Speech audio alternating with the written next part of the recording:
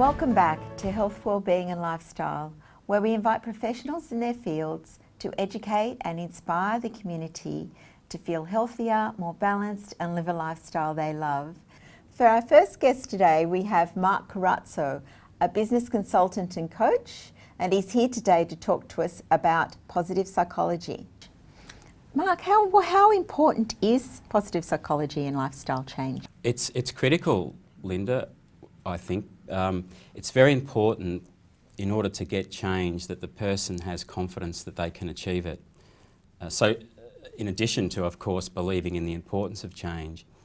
And the way that we like to do that is set small, achievable goals, nothing too much too soon, because success ends up fueling more motivation and better performance down the track. We also like to make sure that people are using positive language, and we're very perceptive to make sure that there's no negative descriptions or negative words occurring. We also, I think, like to celebrate successes, and there's a lot of literature out there talking about the importance of praise and recognition. In the business field, there's some studies out there saying that an encouraging leader has a team with 31% more productivity than others, and we also know, curiously, that praise, properly directed, can be more motivating than money. Right. And so so when you talk about negative languaging, words, descriptions, yes. What can be done about that? Well, a lot of the times the negativity, it comes from the individual themselves, the way they talk about themselves. People these days have very high expectations. You'll find that people have got a lot on, they're doing an enormous amount with their family, with their work, and you can sometimes hear them talk about the fact that I should be doing better, I'm not doing enough. Now what we like to do is reframe that, talk about the wonderful job they're doing already, and then talk about steps that we can apply in order to create more time for them perhaps to do the things that they love to do, whether it be the gym or yoga or a meditation class. Sometimes if you're receptive, you'll also hear them say things like overgeneralisations, like if I don't finish that 3-kilometre run by a certain time, it'll prove that, again, that I'm a failure, which is obviously not correct. It just means that they haven't done it this time. Another example might be black and white thinking. You often hear people say, for instance, I'm no good at yoga, but the truth is they're normal at yoga. The fact is that they haven't had any practice at stretching yet. So it's those sorts of thinking, I think, that any business coach or lifestyle coach needs to pick up on and correct. So easy for us to get down on ourselves, isn't it? Very much so. And most of us are achieving a lot. Yes, that's very true. And, you know, when you talk about that, and how does we hear about positive mindset. We have lots of people, you know, inquiring about that. How does that play out? Positive mindset and optimism is enormously important if you read the research.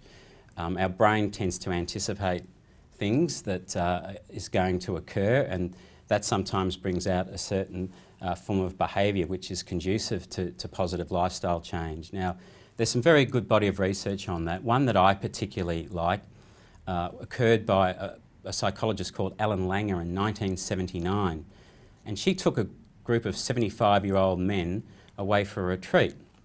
She said, I want you to behave the way you did in 1959. In other words, as if you were 55. Dress like you're 55, act like you're 55, talk like you're 55. And she then tried to map out what occurred after that retreat. Now, remarkably, she found out after that retreat that they had better posture, improved flexibility, their eyesight had improved by 10%, and interestingly, random people that had not known these people were asked to try and predict their age before the retreat and after the retreat. And on average, they said that they were younger by an average of 3 years after the retreat. So that's fairly strong research. And there has been another bit of research about mindset where the psychologists, one of which was Langer again, took a group of hotel maids, I think it was in America, and told one half of them that what you do for your work is very good exercise and very good for your health. And the other half received no such good news. Now, they found several weeks after this good news was imparted to the first group that they actually had lost weight and they had lower cholesterol. So how important are emotions, would you say, in wellbeing and lifestyle change? Well, according to the experts that have really studied this field, very important. One particular academic and psychologist who I respect, Martin Seligman, has dictated that positive emotions are one of the 5 important pillars towards wellbeing. And what he's perhaps suggesting there is things like awe, joy, serenity, hope, and love, and many others are very important to us in being able to have a balanced and flourishing life. So what I think is, or should be, the intent of everybody is to make sure that each day they try and incorporate something in their life that gives them those moments, and certainly more of those moments of positive emotion than negative emotion, because I suppose it's fairly obvious that if all you're dealing with every day is negative emotions, then that's going to be a bit of a drag and a downer for you. Oh, right. So I suppose you could say, like, you know, you walk down the street and if you smile at somebody, they'll be taken aback, but then they might smile back. Well, you're touching on a very interesting area there, which is called the contagion effect, and which basically means people's moods really translate into other people. So if you give a smile to somebody else, it's very likely that you're going to spread that bit of happiness with someone else, and yes, you'll get a smile back and make, in the long run, the world a happier place. Well, that's a wonderful thing for our viewers to know, isn't it? It really is.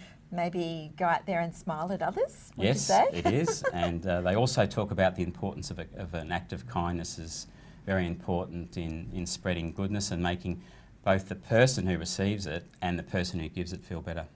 Apart from those benefits, what other benefits would you say positive psychology bring to a person? What would those benefits be? Apart from assisting in lifestyle change, I think positive psychology brings its own rewards. There's very good body of evidence from reputable researchers and psychologists that happier people have better relationships, they are more engaged, they are more productive, they have a stronger immune system, and they even live a longer and healthier life. So happiness is in a sense its own reward, and it's also can have an upward spiral effect. If I'm happier and things start to work well for me, I become even happier, and I go on a spiral of upward happiness. So yeah, it's a very powerful force, and they say that it is Sean Aker, a very well respected academic in America, has written the book, and he believes that happiness comes before success and not the other way around, which a lot of us have been taught. Oh. Well, that's wonderful. Thank you, Mark, for sharing all of that today. It's been an absolute pleasure. And for more information about Mark and lifestyle change, then please go to our website, healthwellbeingandlifestyle.com.au. And we'll go to break now, and after the break we'll be back with Vicky Jamieson, here to talk to us about tips for looking younger.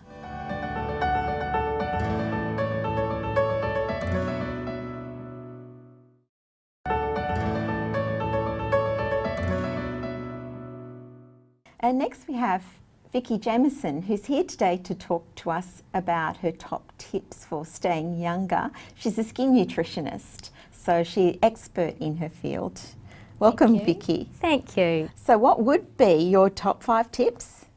Well, it's really simple, and it starts off with looking at what really ages our skin prematurely. So the 3 things that age us prematurely are sun, pollution, and also stress. So my 5 tips that everyone can do, and they're all really simple. So the first one is, of course, to protect against the sun, which is using an SPF every single day.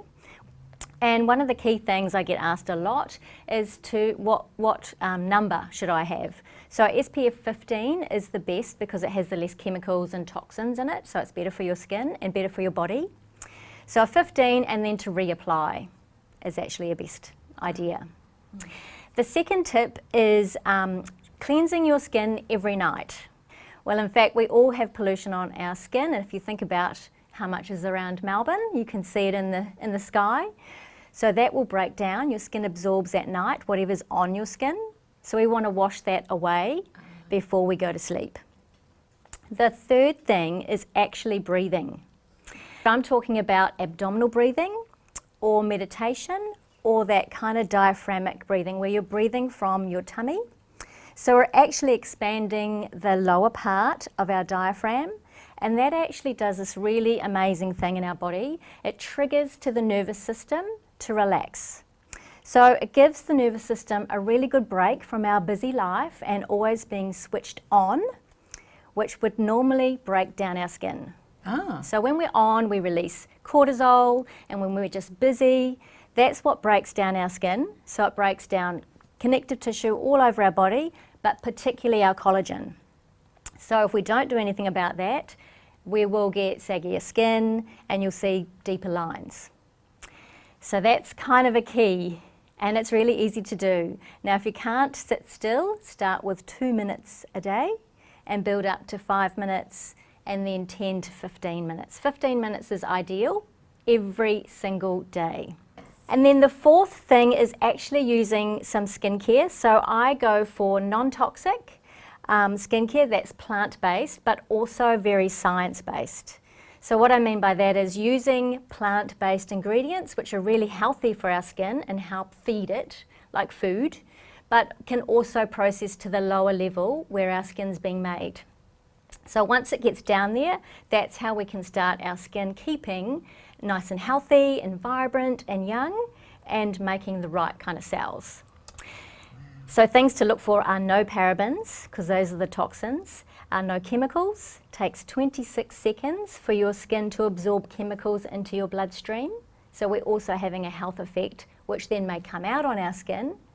So think of pimples, eczema, that type of thing. Could be a good indication that you've got too many chemicals in your products. And then looking for something that will work every single day. So keeping it simple. And the last tip, my number 5, is nutrition and hydration. So those seem like really obvious, but they directly impact our skin. So our skin reflects whatever we are putting in our body just as much as what we're putting on our skin. So obviously a high plant-based diet, but also making sure, and this is particularly important for women over 40, or as our hormones change and we come into perimenopause and menopause, we actually start eating away our muscle tissue, and that's also our collagen in our face and everywhere in our body. So to stop that sagging, we need to get enough protein, and then we also need to have enough nutrients going into our body. So while we say whole foods, you also nowadays need supplementation, but a good supplement. The water is very important because it helps move everything around. So the function of our skin is actually to get rid of toxins and to heat regulate. So the water content actually keeps your skin hydrated, moist, so you get that great glow. That will keep you looking a lot younger. And then it also obviously you are feeling better because you can get things moving around in your body. Wonderful. For more information on Vicky and skin nutrition, please go to our website. Thank you. Thank you.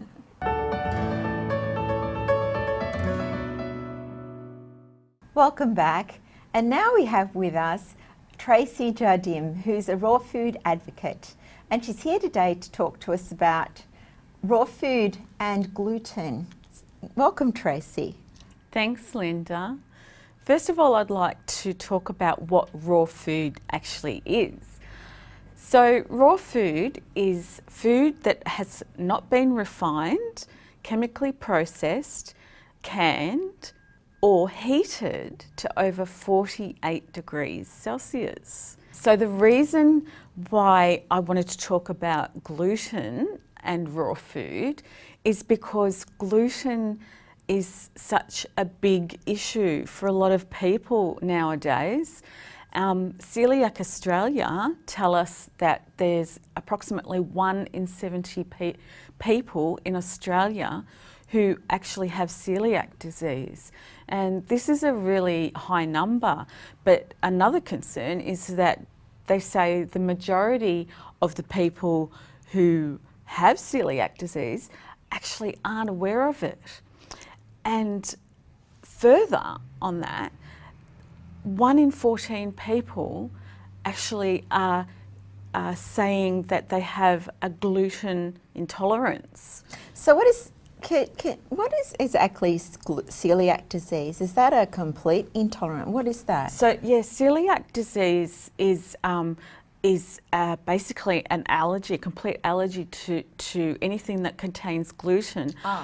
And if it's consumed by someone who has celiac disease, it causes inflammation and damage to the stomach. So, and it can't be reversed. The only way that it can be treated is with a gluten-free diet. So it's actually incurable. So raw food is actually either low in gluten or completely gluten-free. And that's why it's important to include some raw food in our diets, especially for people who have an issue with gluten content. The other thing to remember is that when we're going out and looking for foods that are labelled gluten-free, do check the labels, turn it around and have a look, because it may contain traces of gluten, and that's really important for people who have celiac disease, because any trace of gluten can actually be life-threatening. We see a lot of gluten-free products in the shop, or that are labelled gluten-free products. Are they all actually good for us? No, actually, they're not all good for us, because a lot of the gluten-free products, like bread, for example, contain a lot of refined sugars. That's something we're going to be talking about next week. So it's important to make sure that we include raw food in our diet, especially when we've got a gluten intolerance. Oh, that's great. And for some more like top tips for our viewers, what would you say is your absolute top tip for our viewers? I would say that if gluten is an issue for you, make sure that you're including lots of leafy greens and vegetables and fruits, and seeds and grains that don't include gluten, like oats, barley, rye and wheat. Oh, that's fantastic. Thank you. And now we'll go to break. For more information on Tracy and about gluten in your foods, then please go to our website, healthwellbeingandlifestyle.com.au.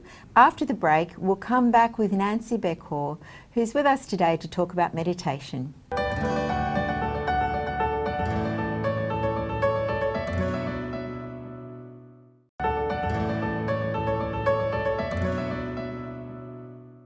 Welcome back, and next we have Nancy Beckor, who's a light therapy attendant and researcher, and today she's talking about meditation.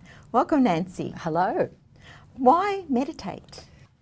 You know, there are a lot of people are aware about meditating, and I'm going to give some known reasons, but I'm also going to give some not known reasons. So first of all, meditation is a great antidote to stress. That the stress we're talking about is not so much like working too hard physically. The big problem is the mental stress, where you're imagining problems, you're solving problems, you're thinking about your problem, and this actually stresses the body. What we do in meditation is, first of all, we are easing the body, because the moment you stop the mind working, the body can relax. Now, there's another reason, which is that we get to connect to our inner knowing. This inner knowing knows everything you want, everything you need. It can solve your problems like nobody else could. How long do you have to spend with someone for them to even understand where you come from? But the great guru is here. So the different perspectives that you can reach in meditation, because you're no longer thinking, but they're more coming up from gut knowing or heart wisdom gives you a chance to experience your life completely differently. So we're focusing on the body, but we're doing it with a feeling, emotional experience. Meditation is not a thinking experience. Now, I refer to mindfulness. Mindfulness is totally valid.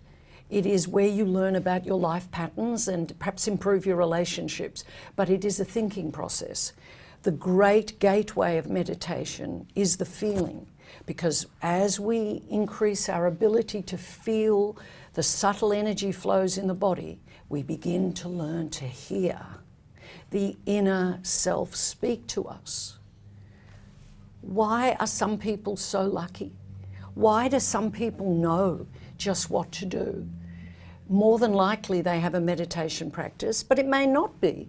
It could be that they're sports people who've learned to calm themselves down. Everybody knows that meditation is not that easy, but there's an advanced aspect of meditation, which if you have not learned to relax, you don't even get there. And I'm going to talk about more of that in the next segment when we talk about mind expansion. Oh, great. Yes. But the value of simply learning to quiet the mind helps you throughout the day. And Nancy, how would you recommend to our viewers to meditate? Thanks for that question.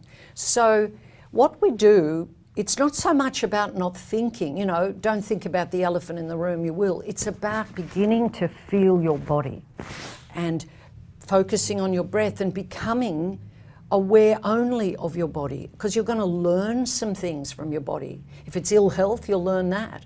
But if you are being guided by your inner voice, you will know it as an alert that comes through the body. So meditation is helping you to have ears that are not connected to your thinker.